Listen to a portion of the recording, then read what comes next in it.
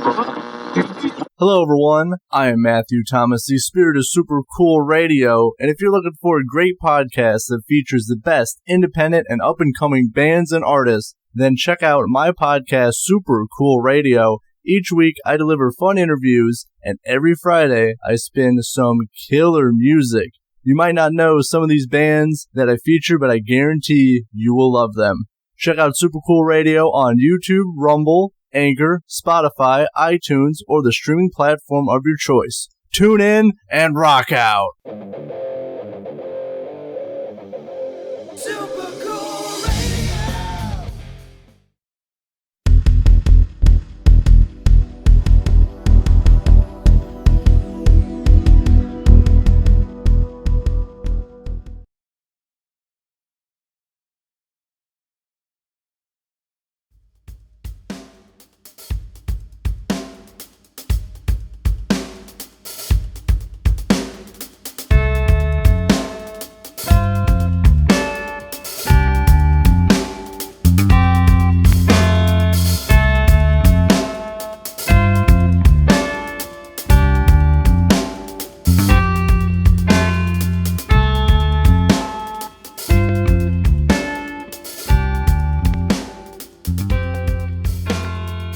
Welcome to another edition of the Cognitive Discourse. On today's episode, I want to talk about one of my favorite shows of all time. I want to talk about the second show that has been released here in the past couple of years. I'm also going to talk about the writer and director of both said shows, and we're going to go over the correlation between two shows. I'm going to talk about which one I like better and why, and what the other one lacks. I also want to talk about the correlation between the two as far as there's something that is an underlining theme in both of these shows that keeps me in the straight and narrow in my personal life. At the very end, I want to give you guys kind of my theory behind the first show. I know there's a lot of theories out there, and I've had this theory for many, many years, and I've never actually publicly shared it. So I'd like to share it, and I'm sure this theory is out there already, but if you've never heard this theory before, I think you might find it a little bit interesting. So sit back, relax, enjoy this episode, and let's get into it.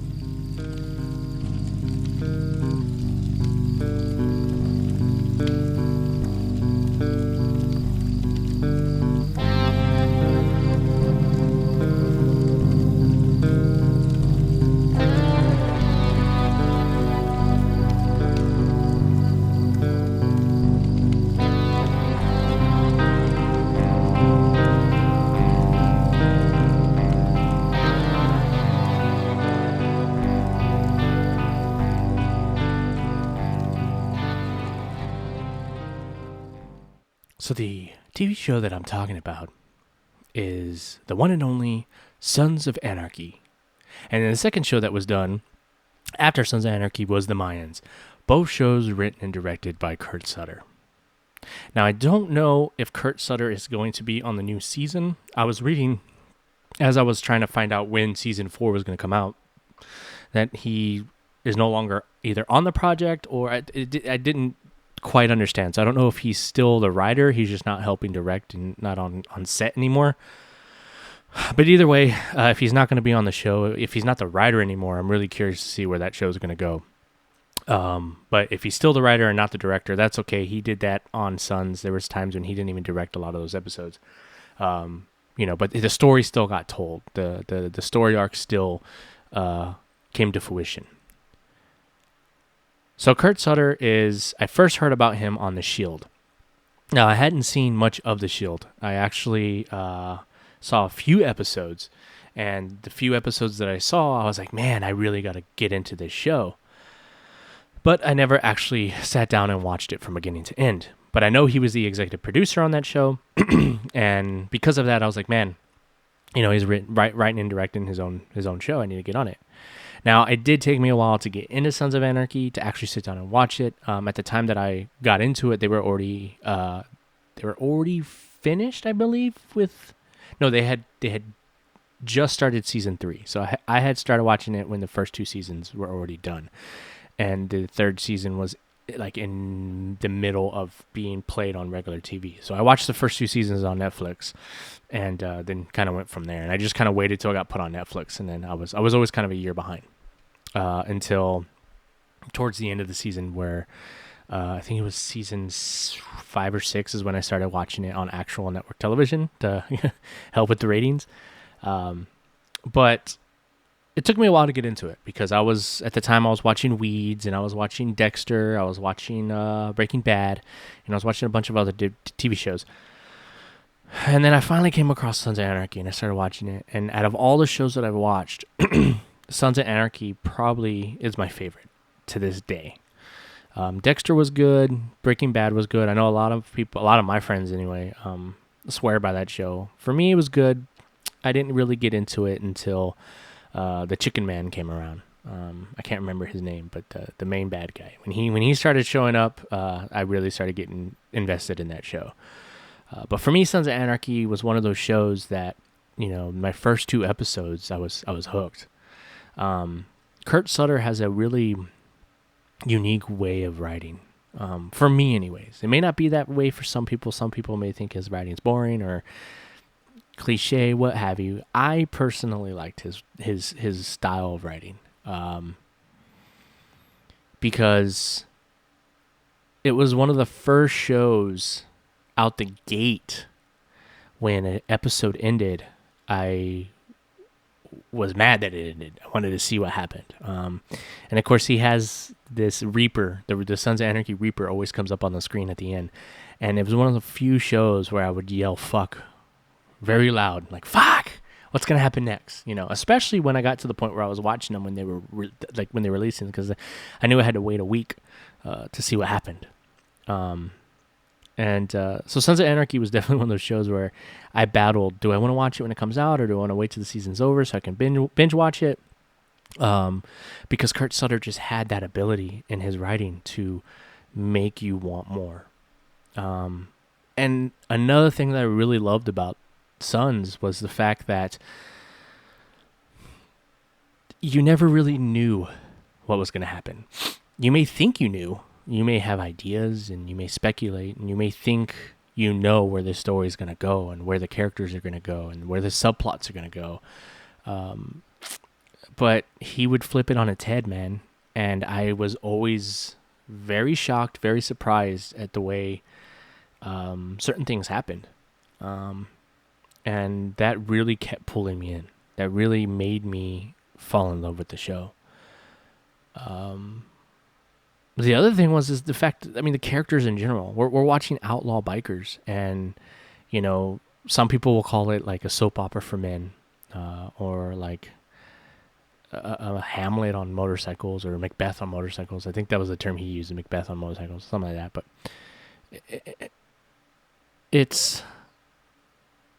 I always loved the fact that he did so well with the writing, and the actors embody these characters so well that you started to empathize and sympathize with these outlaws, and you were rooting for the bad guy.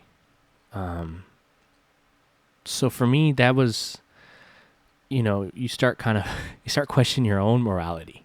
And that's what I loved about that show. You felt like you were a part of Charming. You felt like you were a part of Sam Crow. You felt like you were in the moment with them. You were feeling the emotions that they were feeling. You were seeing the veil be pulled back. And these weren't just no longer outlaw bikers, breaking laws to make money. And you no longer saw criminals. You saw the other side. That was what really made me become a fan of SOA. And then when I say I'm a fan, I've seen every season probably about 10 times. There's 7 seasons, so every time a new season would come out, I would go back and watch from start. It's from the first season all the way up to the last episode of the last season before the first season. And then even after season 7 ended, I went through all 7 seasons about another 4 or 5 times. So it's been about 10 or 11 times I've seen this show in its entirety. And for me, The strongest seasons for me are probably 1, 2, and 4. Those are probably my favorite seasons. My least favorite season is probably season 3, minus like the last few episodes. Other than that, I think the show's pretty strong. Season 7, when I was watching it originally, it felt lackluster. But going back and viewing it a second, third, fourth time, it's decent. I think it's because I already kind of knew that what was going to entail the ending. I just didn't know how it was going to happen. And then how loose ends get tied up was interesting. But overall, there was a lot of joy, anger, and tears shed throughout that show, and not a lot of shows do that for me. There are episodes where I actually cried, and that's not a thing for me, really. I can't say that about my wife. My wife cries about everything, but she'll cry at the end of like movies where you're not supposed to cry. But that show had a mark on me. So when Mayans came out, I put it off for a while, and I put it off for one real main reason, and it was because, well, two main reasons. The first reason was I did not want to go into Mayans comparing the two. So I wanted to give it time where I'm not watching Sons and I can go in and watch Mayans as its own thing. Although it is in the same universe, I didn't want to go in with the comparison mindset of like, well, it's not Sons, and so I wanted to put some space between that. And the other reason, which is I didn't think about it till right now, but I remember when it was announced, this is one of the other main reasons why I didn't want to really watch it, was for the fact that I think the majority of SOA fans wanted a First Nine. I know I did, and I know a few of other my buddies who watched the show. We were hoping for First Nine. For those of you who haven't seen the show, don't know what I'm talking about. The First Nine is basically the first 9 dudes that created the club. So I wanted a story about John Teller, Jax Teller's dad, a story about Clay in his younger years. I wanted to see the relationship between Clay and Gemma happen. I wanted to see a younger Piney. I wanted to see those characters again, but a younger version. I wanted to see how SOA became SOA and how it evolved to become what it was in Sons of Anarchy. Because again, John Teller wanted to pull out of Running Guns. So, and again, I know I'm saying this kind of late, but if you haven't seen the shows, I find it's odd that I have to say this, but this is why I didn't say it in the beginning. But if you haven't seen these shows, please don't listen to this episode. So this is your spoiler warning, I guess. I mean, I may spill some spoilers here, but it's 2 shows that I've already seen, so of course I'm talking about it. So if you haven't seen them, turn this off and go watch them. So I think it's funny we have to hold your hand on that, but anyway, go watch if you haven't seen it. But anyway, so for those that have seen it, or haven't seen it, don't care about spoilers. That's what I wanted, and I think that's what a lot of people wanted, was they wanted a First Nine. We didn't get it. We got Mayans instead. Now, don't get me wrong. Mayans is a decent show. I enjoyed it. I didn't enjoy it nearly as much as I like Sons. And there might be a reason for the way that it was done on Kurt Sutter's end. But one of my biggest gripes with this episode, or with this show over Sons, is, and again, there's only 3 seasons, but I don't feel the camaraderie. I don't feel the brotherhood that I did with Sons. So Sam Crow was a very tight-knit group. Yes, they did fight each other. Yes, they did have disagreements. Yes, they did. I mean, there's a scene where Clay and Jax are going at each other in a jail cell, and yes, it ends very, very badly for a lot of them, but there still was this connection there. There was still this human emotion about each character. There was this separation of each character. They had their own mentalities and their own personalities and their own characteristics, their own quirks. I didn't feel that in Mayans. Everybody just seemed very... They're just there. There were a few highlight characters. I did like Coco. I like Coco's subplot. I liked his rise and fall within his own subplot. I did like the banter between the brothers, Ezekiel and Angel. But I did have a problem with Easy. Ezekiel is also known Easy for short, but I did have a problem with his character. And for me, I didn't say anything. I kept it to myself while I was watching the show, but the wife would pop in periodically and watch the show with me. Now, she's also an SOA fan. She's seen SOA all the way through.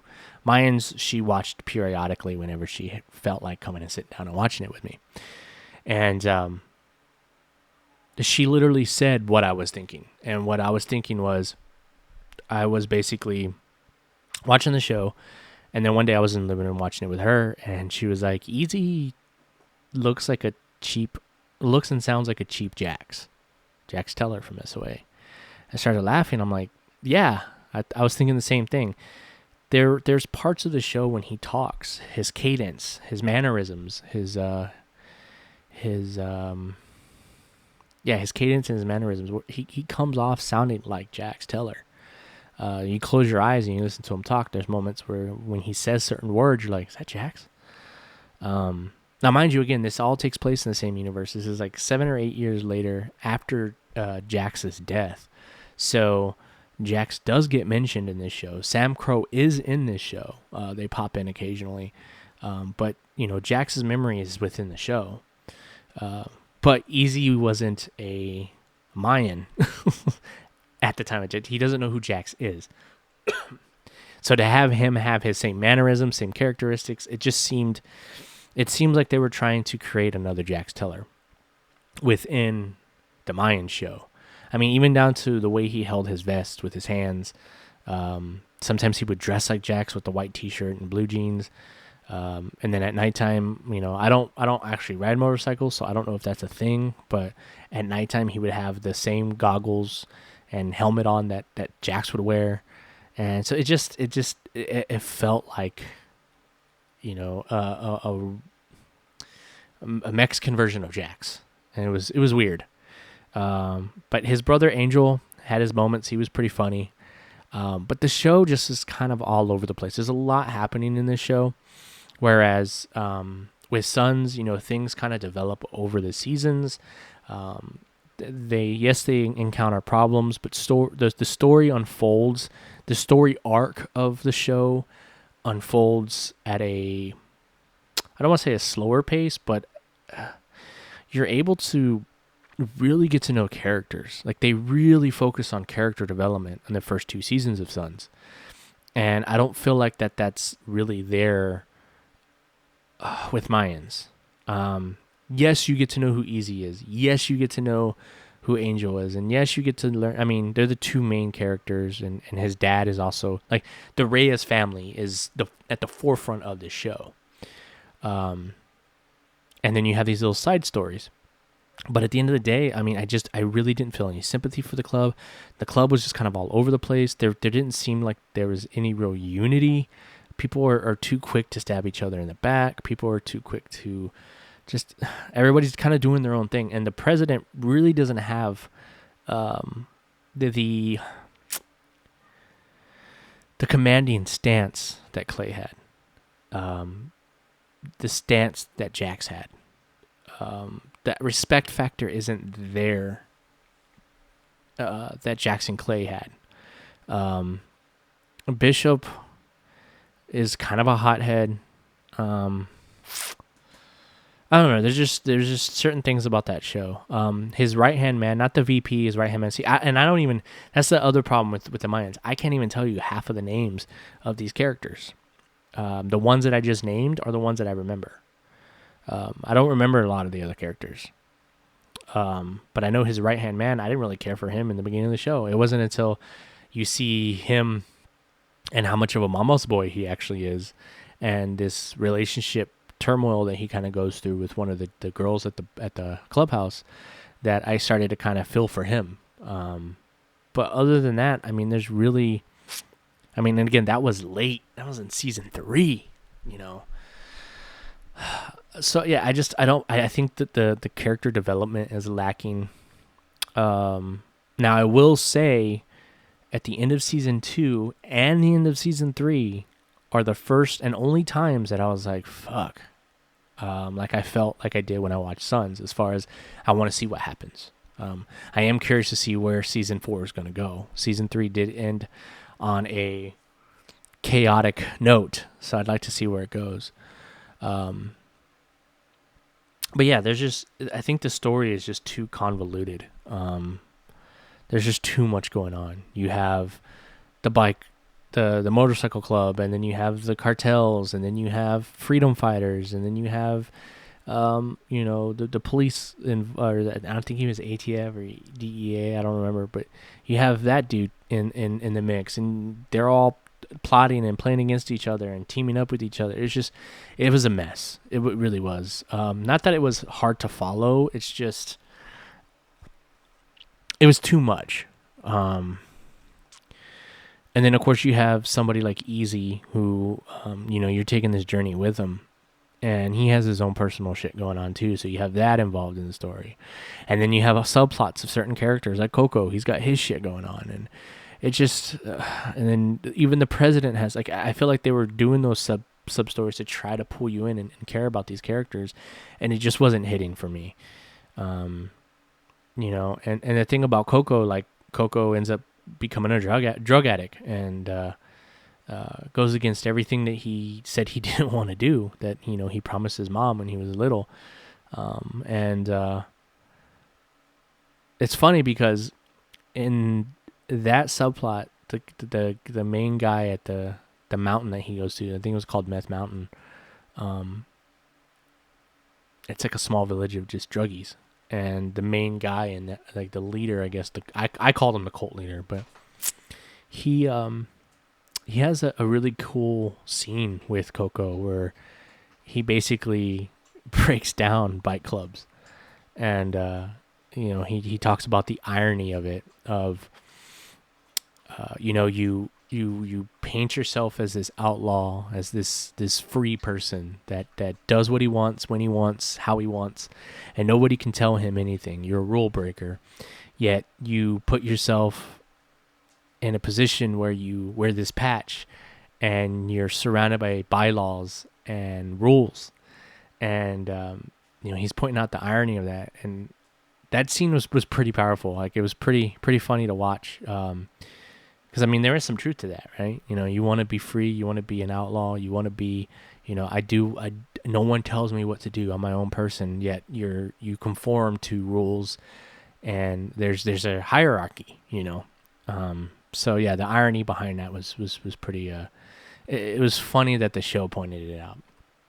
But one of the main things that both of these shows have in common, and it's one of the things that I've taken notice of, and it's one of the reasons why I try to apply that in my everyday life, is the lying, the deceiving, like being deceptive and manipulative and lying about things and covering up things.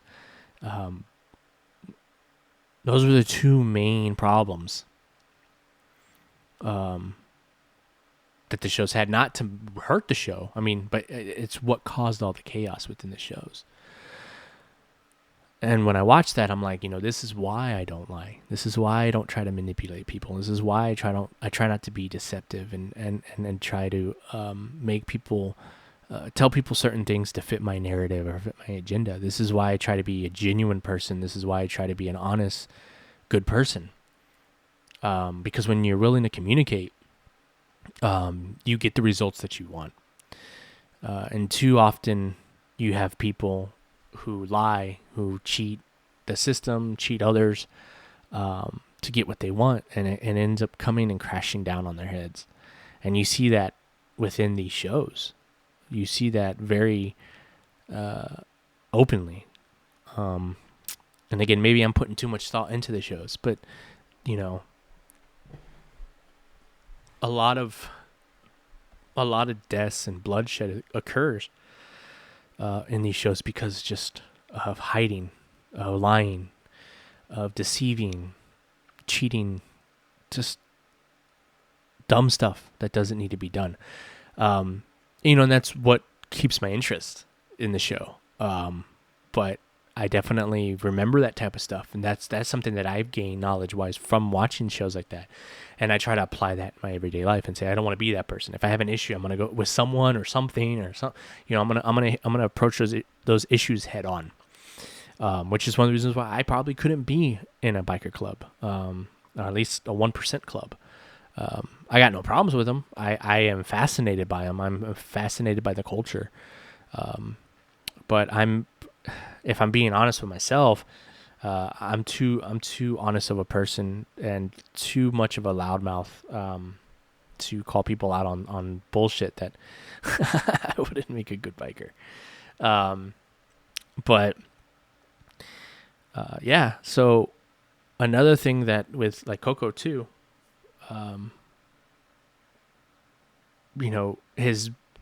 there was a reason why Coco was one of my favorites. Was again that whole Meth Mountain sub story was really good, but also the relationship that he had built with his daughter. In the earlier seasons, his daughter the whole time thought he was the big brother, but it comes out that no, actually I'm your dad. And so he wants to better himself, and he wants to better his life, and he wants to be there for his daughter, and he wants to be the man that he should have been, and be the man that his mother was never for him. He wanted to be the parent his mom was never. So I like that dynamic. I like watching Coco trying to be better, and then when he falls into this drug problem and becomes a junkie, to see the strength that his daughter has to help him was touching. I really love those scenes. And she said something in one of the episodes that was another kind of dose of reality, and it was one of those things where again she's like, let's you need to go to rehab, and he agrees to go to rehab, and she's like, let's we can't afford it, but let's see if the club would be willing to help. And he says no, because if he lets the club know, they'll disown him. Now, the funny thing about that is that was the one time I was like, I agree with him, because I don't feel that the Mayans as a club would be willing to accept that he's a junkie and be willing to help him. Again, that brotherhood, that camaraderie isn't there. Whereas I feel like Sons would have. Like, let's say Coco and Juice, right? So Juice kind of had a similar situation. It wasn't so much drugs, but it was, his dad was black, and then there were bylaws, and he was afraid that the club was going to find out and he was going to lose his patch. And so he ended up betraying the club to keep his patch, and it didn't end well for him. But he was afraid to go to the club. Yet later on, you find out, had he just gone to the club, they would have been okay with it, because they love Juice, because he was a brother. That same sentiment isn't felt in the Mayan show. Would they have been more open to it? Probably, maybe, who knows? I feel the way that the story is being told, the way that they're being portrayed, I don't think it would have worked. And then again, Coco also had stolen from the club. So, again, I don't think that would have went over well. And I think that was the main reason why he was afraid to tell them. But again, she brought up a good point. These are people who call you a brother, who say that you're family, yet, you can't go to them when you need help. And that's a situation where, that's when you need a good wall of people who are willing to help you ride that wave. Yes, at the end of the day, that battle's on your own, but if you can have people in your corner who are rooting you on, who are helping you when times get hard and you start kind of doubting yourself, why not? But, he didn't feel like he had that. So at that point, it's like, what are you doing? Why are you in this club? Like I said, that club just did not feel unified. It's not until the later seasons when this civil war between the Mayans breaks out that you start to kind of feel that brotherhood. But again, I feel like it took an extreme to make you feel that way about this club. And I don't know. It's just, everything seems, I don't know. Had Mayans come out before Sons, I don't think we would have ever got a Sons. Let's put it that way. I think the popularity of Sons and how well written that show was and how well it did was the only reason why we got Mayans. And I if I had to pick the two, I would pick Sons over Mayans 10 out of 10 times. The other thing that really kind of bugged me was, and again, I like I said, what I said earlier about, I don't know if it was a writing decision or what, but if you watch Sons, the Mayans are portrayed a certain way on the show of Sons. So I'm wondering if that is kind of funneled into the Mayan show itself, because the Sons, Sam Crow in general, Jax Teller had this, he played to the mantra that they had, which their club had brains over bullets. So they tend to think things through. And that's one of the things that I loved about Sons was that there were times in the show when, things would happen and unbeknownst to the viewer, to us, the viewer of the show, we didn't know that a meeting took place between Sam Crow and put this play in motion. Like, we don't see it until it gets played out, and then you see that, oh shit, they were in on it. Like they planned it to go this way. So they were a very smart club. I don't get that same vibe with Mayans. They're very brash. They're very brazen about just going head first and like, fuck the consequences. We'll just handle it. And they were like more of just a brute force type club. Bullets over brains. And like I said, you kind of see that with Sons of Anarchy when Alvarez is president and he's the main like Mayan dude that we see, because they're, Sam Crow's in Northern Cali, so that's where Alvarez is located. The Mayan show is more South Cali. And again, it left off where Sons left off, where they were doing the heroin trade, but you don't see Alvarez as much. He pops in, but we're looking at a completely different charter. And Alvarez, that's another thing. While I'm on the subject of Alvarez, I don't like what they did with his character. So Alvarez is the founder of the Mayans. He is the one that created the Mayans. He is the one that ran the Mayans. He's the one that expanded the Mayans. The Mayans is Alvarez. And later in the show, he ends up walking away from the Mayans to become the cartel's right-hand man. So he starts working with Galindo.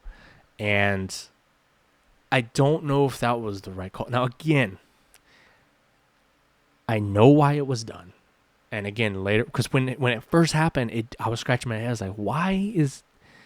It doesn't make sense. Why would you get rid of what you built to go do something, be a puppet for someone else? Like, you may think it's an upgrade, but it's a downgrade, because you're top dog where you're at, and you're moving over to become somebody else's errand boy, muscle for another entity. It didn't make sense to me.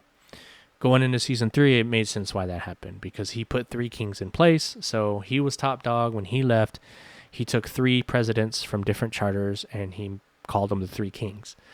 Those 3 kings had to come together and have meetings, and they all had to agree on something to make sure that something went through. So basically, like Coco says in one of the episodes, Mayans Incorporated. So this was no longer a biker club. This was no longer an outlaw group of individuals who did what they wanted. This became a corporation, and it became, there were a lot more obstacles to cross to be able to get things done. So again, him going to the Galindo and getting rid of it and making the Three Kings, all of that plays into why we have season 3. Because the Three Kings don't agree and there's stuff that happens. And so I get that he had to do it for the trajectory of the show, but I don't feel like it fit the character. I feel like Alvarez, and I think they redeemed Alvarez in a way, because there is a scene later in the show that he has to kill a Mayan, and he doesn't. He chooses not to, and there's a whole dialogue there between him and the other Galindo bodyguard, and I feel like that scene only happened to kind of, for people like me who are like, why in the hell would you get rid of your seat as a Mayan to become somebody else's puppet? Like, if you're looking to retire, that was the wrong retirement plan, sir. I could see you walking away from the club to just be like, I'm old, I'm tired, I can't ride it as well as I used to, and I'm gonna let you guys handle it. That would have made more sense. But to put him to get rid of his throne to go and be beside somebody else's throne, it didn't make sense to me. But yeah, overall, I think Sons is a great show. I think Mayans is a good show. But I definitely say watch Sons first. I mean, you definitely want to, just because Mayans takes 7 or 8 years. It takes part 7 or 8 years later. So watching Sons, when you go into Mayans, there's references to SOA and Sam Crow. So it's better to watch SOA first. But let me know. Let me know down in the comments if you've seen both shows, which one you prefer and why. Do you agree with what I've said? Do you have a different opinion? Like, do you like Mayans over Sons? What drew you into the shows? What's your favorite thing about Sons? What's your favorite thing about Mayans? How do you feel about the character development in both shows? Let me know. I'm interested in seeing it, because, again, I am a huge fanboy of Sons. I can talk Sons all goddamn day. And, I have posters all over my house. I have like 20-something Sons of Anarchy t-shirts. I got bandanas. I got, pint glasses. I got flasks. I got Reaper all over my house. So, let me know. Like, I'd love to have a conversation with you guys. If you want to write into the show, tell me as well. Cognitive Discourse Podcast at gmail.com. All the links will be down in the description. But if you're watching this on YouTube, or you're somewhere where you can leave a comment. Join our Facebook group and let me know, because I definitely feel like Sons is the stronger show. But, I am looking forward to season 4 of Mayans, which is supposed to come out in 2022. So we'll see. I honestly subscribed to Hulu just for Mayans. And now I'm going back, and it triggered that itch to watch Sons again. So I'm probably going to go and watch Sons through again and do my crying. But now I'm watching UFC, or the Ultimate Fighter, Rampage and Rashad season. That was one of my favorite seasons of the Ultimate Fighter, so I'm actually going through that again too. I didn't know Ultimate Fighter was on Hulu, so I'm having fun with that one too. But I'm getting off track there. So for those of you that have been waiting, who have seen the show, who want to hear a theory, I'm going to give you guys a theory of SOA that I've never shared before. Like I said, it's probably out there already. But if that's what you've been waiting for, here's my theory. So I think that Sons of Anarchy, Jax Teller in particular, because Sons of Anarchy is really Jax Teller's story. I think that he is in purgatory. I think what we were witnessing is Jax Teller is already dead, and he's in purgatory, and he has a chance to change the timeline for the better. Now you may be saying, Joseph, what are you talking about? But if you've seen the show, go back to the very first episode, season 1, episode 1, and watch how that episode opens. It opens with Jax on a motorcycle and crows eating crumbs off the street. Now go all the way to the very last episode of season 7 and watch how that show ends. It's birds, crows, eating bread on the side of the street. It's daytime. If you go look at the first episode, it's nighttime and the bread are just crumbs. So I think, based off of that, we are in an infinite loop. So if you watch the first episode and then you watch the last episode, and then you go directly from season 7 last episode, and then you go right back to the first episode, it looks like we're on that same road, and now we're just watching it at night. The other thing is the woman. So there's a homeless woman that during the entire show, people were always asking, who is this homeless lady? Because she would always pop up throughout the show. Through all 7 seasons, you'll see her pop up randomly. And people are always asking Kurt Sutter. He never would give an answer. I think that woman is the angel of death, or some type of angel.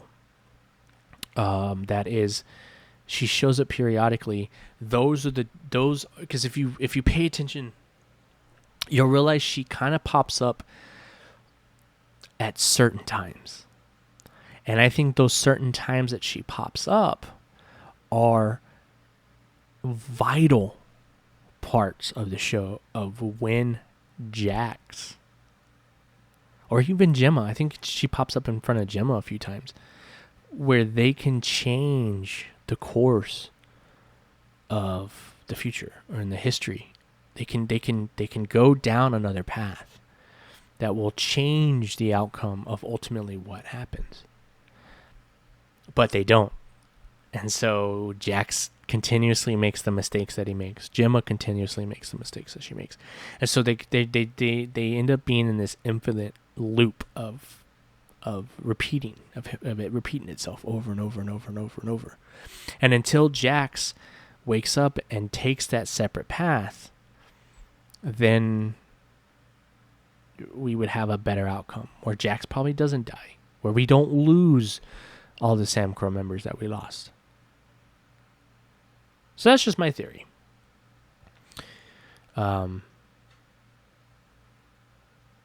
Is it the right one? I don't know. But it was one of those theories that if I ever met Kurt Sutter, that's one of those things I would have a conversation with. And just between me and him, I'd be like, is that where you're going with it? And then see if he looks at me like, you're fucking crazy. Or he's like, yeah, man, that's you got it. You figured it out.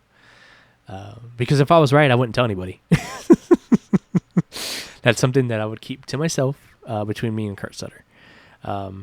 So that's just my theory. What are your theories? What do you think? What's your theory behind Sam Crow and Sons of Anarchy and the woman? Because again, that theory came about because that woman kept showing up and everybody was asking about that woman. And so just watching the show so many times and seeing how it ends and seeing how it begins, there's a correlation for me there. And it makes sense to me anyway. So if you have an idea of who that woman is or a certain theory about the show, let me know.